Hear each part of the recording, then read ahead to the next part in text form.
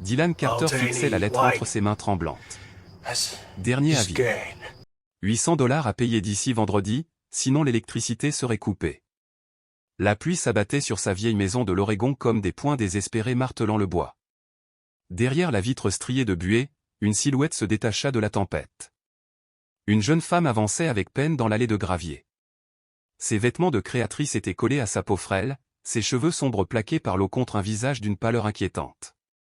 Le mascara avait creusé des rivières noires sur ses joues creuses. Elle serrait contre elle un sac en cuir luxueux, ses doigts blanchis par la crispation. À la commissure de ses lèvres fendillées perlait une trace de sang. Ses yeux fous, hantés, se fixèrent sur l'écriteau bancal, chambre à louer, qui battait au vent dans la fenêtre. Chaque pas sur le porche en bois résonna comme un battement de cœur. « J'ai vu votre panneau », souffla-t-elle d'une voix brisée comme du verre. « Je peux payer 3 mois d'avance. En liquide. » Dylan ne se doutait pas que la liasse épaisse de billets qu'elle tendait d'une main tremblante serait, de loin, la chose la moins surprenante à son sujet. Il laissa tomber l'avis de coupure et se précipita vers la porte. En haut de l'escalier, Zoé, sa fille de 8 ans, apparut, frottant ses yeux encore pleins de sommeil. Ses cheveux bruns partaient dans tous les sens, et elle serrait son vieux lapin en peluche contre elle. « Papa, qui c'est » demanda-t-elle d'une petite voix. La gorge de Dylan se serra. Zoé, c'était la raison pour laquelle il se battait chaque jour pour garder cette maison depuis la mort de Jessica, 2 ans plus tôt. « Retourne te coucher, ma chérie, dit-il doucement. Puis il ouvrit la porte. La jeune femme grelottait, l'eau dégoulinant sur son paillasson. De près, Dylan distingua mieux la coupe élégante de son tailleur trempé, le cuir raffiné de ses bottes, la finesse d'une chaîne en or autour de son cou. Rien de cela n'accordait avec le désespoir dans sa voix, ni avec le sang qui colorait encore sa lèvre. « S'il vous plaît » murmura-t-elle à peine audible sous l'averse. « J'ai besoin d'un endroit où rester. » Dylan s'écarta pour la laisser entrer. Elle hésita, jeta un regard inquiet derrière elle, vers la rue déserte, puis franchit d'un pas rapide le seuil. Le parfum coûteux qui l'entourait se mêlait à l'odeur de pluie, et à quelque chose d'autre, plus sombre. « Je m'appelle Dylan Carter » dit-il en lui tendant une serviette prise dans le placard. Leurs doigts se frôlèrent. Dylan remarqua la douceur de ses mains, peu habituées à la rudesse des travaux quotidiens. « Kazay » murmura-t-elle, sans croiser son regard. « Juste Kazay. » Il la mena à l'étage, vers ce qui avait été le boudoir de Jessica. La pièce sentait encore la lavande, conservait l'ancien miroir et le mobilier vintage que sa femme aimait tant. Kazay resta un instant sur le seuil, effleurant le chambranle comme pour vérifier que ce refuge était réel. « C'est magnifique » chuchota-t-elle. Pour la première fois, sa voix vibrait d'autre chose que de panique. « C'est 400 $ par mois » répondit Dylan. Sans hésiter, elle plongea la main dans son sac et en sortit une épaisse liasse. Des billets de 100. Elle compta 1200 $ et les glissa dans sa paume. 3 mois, d'avance. Dylan regarda l'argent, abasourdi. De quoi couvrir la facture, l'hypothèque en retard, et les fournitures scolaires de Zoé. Pourtant, un malaise lui tordait l'estomac. « Où avez-vous trouvé autant de liquide » demanda-t-il. Le visage de Kazay se figea. « J'ai économisé grâce à mon travail » balbutia-t-elle. Dylan ne poussa pas plus loin.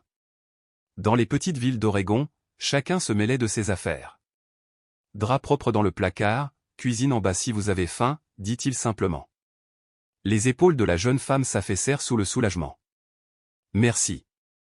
Vous n'imaginez pas ce que ça signifie. » Le lendemain, des éclats de voix montèrent de la cuisine. Dylan y trouva Zoé installée face à Kazay. À la lumière du jour, la jeune femme paraissait méconnaissable. Les vêtements luxueux avaient disparu. Elle portait un simple jean et un t-shirt blanc, ses cheveux attachés en queue de cheval désordonnée. Plus jeune. Plus vulnérable. Mais plus distante aussi. « Kazay fait des super pancakes, papa » annonça joyeusement Zoé. Dylan observa la mystérieuse locataire, debout devant la cuisinière, maniant la spatule avec une attention méticuleuse. Ses gestes ressemblaient à ceux de quelqu'un qui reproduisait une recette oubliée. « J'espère que ça ne vous dérange pas » dit Kazay sans oser le regarder. Zoé avait faim. Elle lui servit un café, meilleur que tous ceux qu'il avait pu préparer. Dylan nota qu'elle se déplaçait dans sa cuisine comme si elle la connaissait depuis longtemps, s'adaptant à chaque recoin avec une facilité déconcertante. Quand Zoé parlait de l'école, Casey écoutait avec une attention sincère, ponctuant ses réponses de rire vrai. La première semaine s'écoula sans heurts. Casey établit une routine discrète, partir tôt le matin, revenir après le dîner, croiser Dylan et Zoé avec politesse mais brièveté. Pourtant, chaque jour, Dylan trouvait des preuves discrètes de son attention, la cafetière nettoyée, le linge plié, des fleurs fraîches disposées dans un bocal de verre. Zoé, elle, était fascinée par leur mystérieux invité. Parfois, Dylan surprenait Casey les observant d'un air mélancolique, comme si elle avait faim d'un quotidien qu'elle n'avait jamais connu. Puis vint le premier signe d'ennui. Un jeudi, alors qu'il réparait la rambarde du Porsche, Dylan remarqua une berline noire ralentir devant la maison. Vitre teintée, moteur au ralenti. Elle resta là 10 minutes, avant de repartir. Dylan mémorisa la plaque. Ici, tout le monde connaissait les voitures des voisins. Celle-là n'appartenait à personne du coin. Le soir, Casey rentra plus tard que d'habitude. Zoé faisait ses devoirs quand Dylan entendit la porte d'entrée se refermer avec un soin excessif. Casey se tenait déjà près des rideaux, scrutant la rue. Lorsqu'elle vit qu'il l'observait, elle força un sourire. « Désolé, j'ai cru entendre quelque chose. » Mais Dylan connaissait les bruits de sa maison. Il n'avait entendu que ses pas. « Casey, quelqu'un vous cherche ?» demanda-t-il. Elle pâlit et serra son sac. « Non. »« Pourquoi ?»« Parce que vous vérifiez les fenêtres chaque soir. Parce que vous sursautez au passage des voitures. Parce que vous avez l'air d'une fugitive. » Un instant, son masque se fissura. Dylan eut une peur brute dans ses yeux. « Je vais bien », insista-t-elle d'une voix tremblante. « Je ne suis pas habituée aux petites villes, c'est tout. » Le samedi matin, tout changea. Casey descendit attirée par les rires de Zoé dans la cuisine. Cette fois, elle semblait moins sur la défensive. « Je ne sais pas vraiment cuisiner », avoua-t-elle en regardant le désordre laissé par Zoé. Dylan s'approcha, lui montra comment écouter le grésillement, observer la couleur des bords avant de retourner la pâte. Elle essaya. Le pancake sortit tordu, un peu brûlé.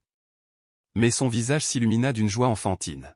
« C'est moi qui ai fait ça. » Dylan se surprit à sourire. Comment une femme de son âge pouvait-elle découvrir cela pour la première fois? Ils mangèrent ensemble, et Casey savourait chaque bouchée comme si c'était un mets rare. « Tu as des enfants ?» demanda soudain Zoé. Les mains de Casey se figèrent dans l'eau savonneuse. « Non » dit-elle d'une voix basse. « Tu en veux un jour ?» Elle tourna la tête. Dylan fut frappé par la tendresse douloureuse dans son regard. « Peut-être. Si jamais, mais les choses sont compliquées. » L'après-midi, ils sortirent dans le jardin. Casey s'assit sur la vieille balançoire de Jessica, Zoé jouait à côté. Dylan arrachait les mauvaises herbes.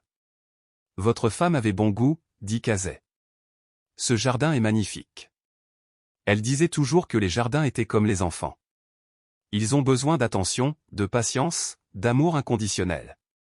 Le soir venu, Dylan remarqua qu'elle consultait son téléphone sans cesse. Des appels manqués, refusés sans même jeter un œil au numéro. Quelqu'un essayait désespérément de la joindre. Plus tard, il la trouva sur le perron. Elle avait remis ses habits luxueux. Elle pleurait. « Je n'ai pas ma place ici », murmura-t-elle. « Je ne sais pas être normale. » La normalité est surestimée, répondit Dylan. On appartient là où l'on choisit de rester. Elle le fixa, fragile, ses défenses se fissurant. Pourquoi m'avez-vous laissé entrer? Vous ne savez rien de moi. J'aurais pu être dangereuse. Pour Zoé? Jamais. S'écria-t-elle, la voix vibrante de conviction. Alors vous n'êtes pas dangereuse. Elle éclata en larmes de soulagement. Un lundi matin, l'école appela. Zoé s'était disputée avec un camarade. À la direction, Dylan apprit que Ryan Morrison avait traité Casey de « criminel », répétant les rumeurs de sa mère. Zoé l'avait défendu avec fougue, au point d'en venir aux mains. Sur le chemin du retour, Zoé demanda. « Papa, Casey est vraiment bizarre ?» « Casey est différente », répondit Dylan. Mais différent ne veut pas dire mauvais. Parfois, ça veut seulement dire qu'on a vécu des choses que les autres ignorent. Ce soir-là, Dylan trouva Casey préparant un dîner raffiné, maniant le couteau comme une chef aguerrie. Kazay, il faut qu'on parle. Les gens commencent à poser des questions. Sur vous. Sur l'argent. Elle se raidit, pâle. Son téléphone vibra. Dylan aperçut un nom, Théodore W. Elle refusa l'appel, les doigts tremblants. C'est l'avocat de mon père, lâcha-t-elle enfin. Mon père me cherche. Puis, la vérité tomba comme un coup près. Je m'appelle Catherine Elizabeth Pemberton. Dylan eut le souffle coupé. Pemberton. L'empire industriel qui possédait la moitié de Portland. Vous êtes, la fille de Charles Pemberton? Elle hocha la tête, des larmes coulant sur son visage. Je devais épouser Richard Morrison. Fusionner nos familles, continuer la dynastie. Mais je n'ai pas pu. Alors je me suis enfui. Je n'aimais pas seulement pour rendre mon père plus riche. Alors, j'ai fui.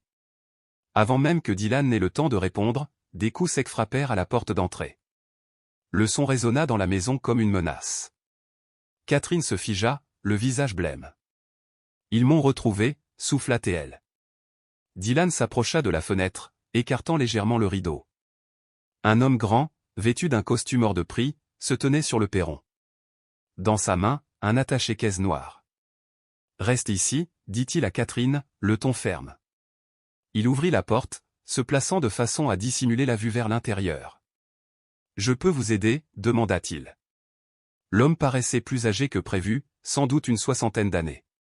Ses cheveux argentés encadraient un visage sévère, et ses yeux perçants derrière des lunettes fines donnaient l'impression qu'il voyait à travers les gens.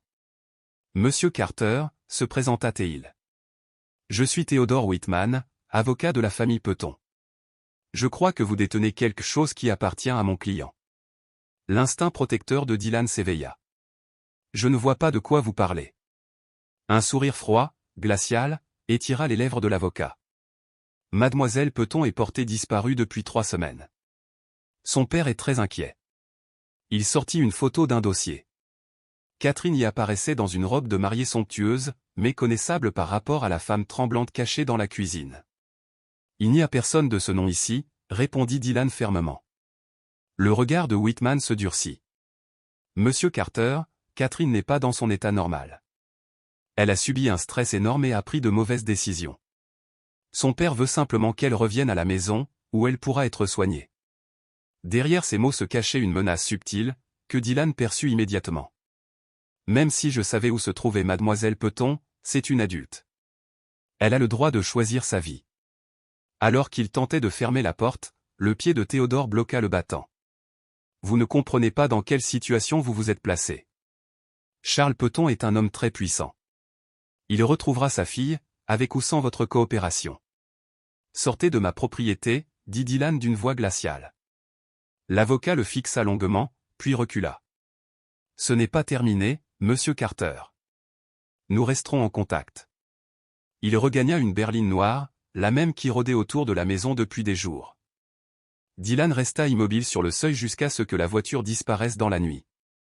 Lorsqu'il revint à l'intérieur, ses mains tremblaient. Catherine était assise à la table, le visage enfoui dans ses mains. « Je suis désolée, murmura-t-elle. Je ne voulais pas t'entraîner dans mes problèmes. » Catherine, dit doucement Dylan. « Regarde-moi. » Quand elle leva les yeux, il y eut la peur, la honte, l'épuisement. « Pourquoi as-tu vraiment fugué ?» demanda-t-il. Un silence lourd s'étira, si long qu'il crut qu'elle ne répondrait jamais. Puis elle lâcha enfin. « Parce que je mourais à petit feu. Parce que chaque jour ressemblait à une suffocation. Parce que j'ai compris que tout l'argent du monde ne pouvait pas m'acheter un seul instant de vrai bonheur. Ici, avec toi et Zoé, j'ai ressenti la vie pour la première fois depuis des années. » À ce moment, des pas résonnèrent dans l'escalier. Zoé descendait, en pyjama, les cheveux en bataille. « Papa, j'ai entendu des voix. Tout va bien ?» Dylan et Catherine échangèrent un regard. Ils ne pourraient pas la protéger indéfiniment de la vérité. « Viens ici, ma chérie, » dit Dylan. La petite grimpa sur ses genoux et observa le visage de Catherine, encore marqué par les larmes. « Kazay a des ennuis, » expliqua Dylan doucement. « Certaines personnes veulent qu'elle retourne à son ancienne vie, mais elle ne veut pas. » Catherine posa une main tremblante sur celle de Zoé. « Zoé, il faut que je te dise quelque chose d'important. Mon vrai nom n'est pas Kazay. C'est Catherine. Je n'ai pas tout dit sur qui je suis.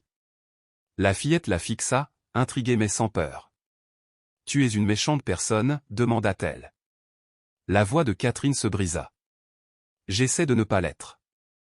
Mais j'ai commis des erreurs, et certaines personnes m'en veulent. Zoé réfléchit avec sérieux. Papa dit que tout le monde fait des erreurs. L'important, c'est d'essayer de les réparer. Les yeux de Dylan se posèrent sur Catherine. Et maintenant, Catherine? Que veux-tu faire?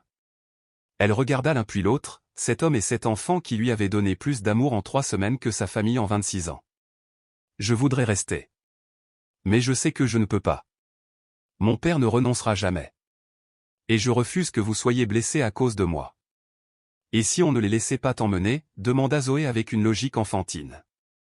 Un sourire humide passa sur le visage de Catherine. Ce n'est pas si simple, ma chérie. Mon père est très puissant. Tu ne partiras pas, dit Dylan fermement, sauf si tu le veux. Ici, c'est ta maison tant que tu le désires. Catherine secoua la tête.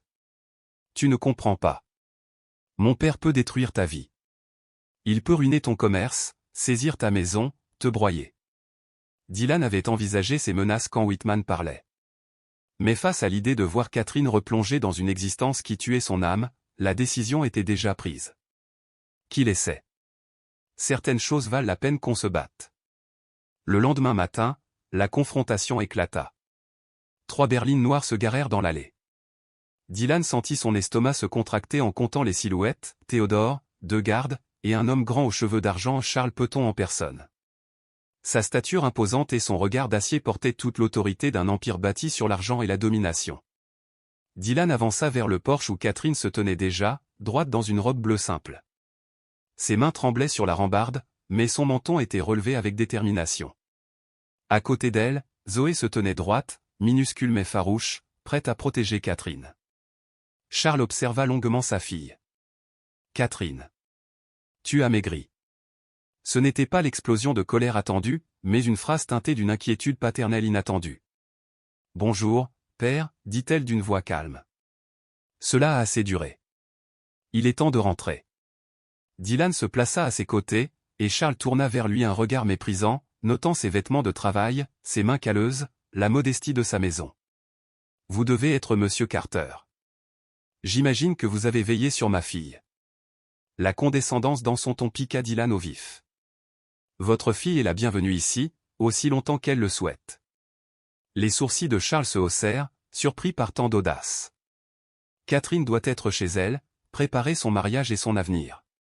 Le corps de Catherine se raidit. Dylan répliqua aussitôt. Elle est assez grande pour décider où est sa place. Charles serra les mâchoires. Elle n'est pas lucide. La Catherine que j'ai élevée n'aurait jamais fui ses obligations. La voix de Catherine se brisa comme une digue cédant. La Catherine que vous avez élevée était malheureuse. Elle jouait un rôle, prisonnière d'une vie choisie pour elle, pas par elle. Son père la dévisagea, incrédule. Tu avais tout, l'argent, le statut, un avenir brillant. Comment pouvais-tu être malheureuse? Parce que rien ne m'appartenait, répondit-elle, la voix de plus en plus forte. L'argent venait avec des conditions. Le statut exigeait que je sois une autre. L'avenir était le vôtre, pas le mien. Elle fit un pas en avant. Vous savez ce que j'ai appris ce mois-ci, père? J'ai appris la valeur de préparer des pancakes pour ceux que j'aime. J'ai appris ce que ça fait quand quelqu'un me demande comment s'est passée ma journée parce qu'il se soucie vraiment de la réponse. J'ai appris ce que c'est d'être aimé pour ce que je suis, pas pour ce que je représente. Charles resta silencieux, déstabilisé. Tout cela, tu peux l'avoir à la maison. Des chefs, du personnel. Vous ne comprenez pas. Ce n'est pas une question de service. C'est une question de lien. Dylan ne se soucie pas de mon argent. Zoé m'aime parce que je l'écoute et je l'aide dans ses devoirs. Ils n'attendent rien de moi, sinon ma présence. Charles finit par murmurer, la voix brisée. Je t'ai tout donné. Comment cela peut-il ne pas suffire? Parce que vous ne m'avez jamais laissé le choix, répondit Catherine en larmes. Vous avez décidé de mon mariage, de mon rôle, de mon avenir. Mais jamais vous n'avez demandé ce que je voulais. Le silence pesa lourd. Pour la première fois, Charles Peton se retrouvait face à un problème insoluble par le pouvoir ou l'argent. Il se tourna vers Dylan. « Je peux vous offrir une somme considérable pour qu'elle rentre. Donnez votre prix. » La phrase heurta Dylan comme un coup. « Votre fille n'est pas une marchandise. Elle est une femme adulte qui a fait un choix. Jamais je ne trahirai cela pour de l'argent. » Le magnate le fixa, choqué qu'on puisse refuser son argent. « Alors peut-être que d'autres moyens de persuasion vous convaincront. J'ai beaucoup d'influence dans cet état. » La main de Zoé se glissa dans celle de Dylan, et sa colère monta en flèche. « Vous menacez ma famille ?» demanda-t-il d'une voix glaciale. Charles se figea, conscient d'avoir franchi une limite. Avant que la tension n'explose, Zoé s'avança et leva ses grands yeux vers Charles. « Monsieur Peton, Catherine m'a parlé de sa maman. Elle est morte quand Catherine était petite, comme la mienne. » Le visage de Charles s'adoucit. « Oui, ma femme est morte quand Catherine avait 10 ans. » « Vous croyez qu'elle aurait voulu que Catherine soit toujours triste ?» demanda Zoé d'un ton candide. « Parce que quand elle est arrivée, elle pleurait chaque nuit. Mais maintenant, elle sourit. Ne voudriez-vous pas que Catherine soit heureuse ?» Ces mots simples frappèrent Charles comme une vérité implacable. Après un long silence, il se tourna vers sa fille. « Est-ce vraiment ce que tu veux ? » « Oui, père. Je suis heureuse ici. Plus que je ne l'ai jamais été depuis la mort de maman. » Charles ferma les yeux, soudain vieilli de 10 ans. Quand il les rouvrit, Dylan vit une résignation nouvelle. « Rangez les papiers, dit-il à Whitman. L'avocat protesta, mais Charles insista. « J'ai dit, rangez-les. » Puis il regarda Catherine. « Je ne te forcerai pas à revenir. Mais sache ce que cela implique, le mariage, la fusion, tout sera bouleversé. »« Je comprends, père. Et je suis désolé. » Charles hocha la tête, puis posa enfin ses yeux sur Dylan. « Ma fille pense que vous vous souciez d'elle. »« C'est vrai, » répondit Dylan sans détour. Charles resta encore un moment silencieux, puis dit. « Si quelque chose arrive à Catherine, je vous tiendrai responsable. »« Entendu, » répondit Dylan simplement. Contre toute attente, Charles leva une main et effleura la joue de sa fille. « Ta mère serait fière de toi. » Catherine éclata en sanglots et se jeta dans ses bras. Ce fut maladroit, mais sincère. Les semaines suivantes, la maison retrouva une paix fragile. Catherine s'installa dans un quotidien simple, aider Zoé au devoir, préparer le dîner avec Dylan, jardiner. La maison vibrait à nouveau de rire et de vie, comme Dylan ne l'avait plus connu depuis la mort de Jessica. Charles tenait parole. Il appelait sa fille chaque semaine, apprenant peu à peu à lui parler en adulte, non plus en héritière soumise. Un soir de décembre, autour de la table, Zoé demanda d'une voix innocente. « Catherine, tu vas épouser papa ?» Dylan rougit, Catherine manqua s'étouffer. Mais quand leurs regards se croisèrent, ni l'un ni l'autre ne put nier que leur vie s'était entrelacée. Ce soir-là, sur le porche, Catherine osa avouer. « Je t'aime, Dylan. Ce n'est pas de la gratitude. Ce n'est pas un fantasme. C'est réel. » Dylan sentit une chape se briser dans sa poitrine. « Je t'aime aussi. Je ne l'avais pas prévu, mais tu es devenu essentiel. » Elle sourit, les yeux pleins de larmes. « Alors, que faisons-nous ? » On construit, jour après jour, la vie qu'on veut. Ensemble. Et sous le ciel étoilé de l'Oregon, une famille improbable prit racine, un père veuf, une héritière en fuite, et une petite fille qui croyait, avec la sagesse désarmante de l'enfance, que l'amour suffisait à bâtir un foyer.